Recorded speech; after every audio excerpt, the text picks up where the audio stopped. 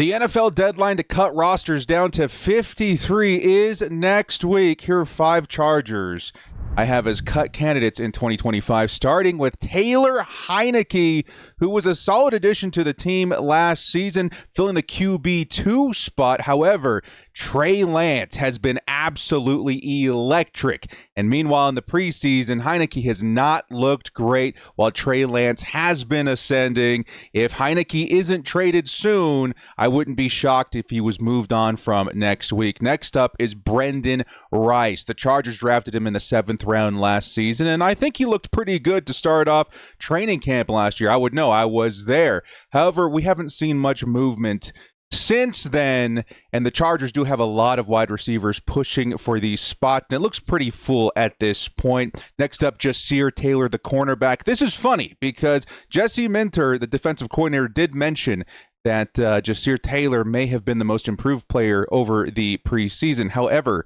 in these games, he has not looked very good. More specifically, in this last game versus the Rams, where he gave up a touchdown, and even that Hail Mary to set up the Rams to win that game. There are other guys, like I think specifically Nico Reed, that could be pushing for his spot and cause his cut. Next up, Triquez Bridges, the cornerback drafted out of Florida this last season, or I should say this last draft in the 7th round.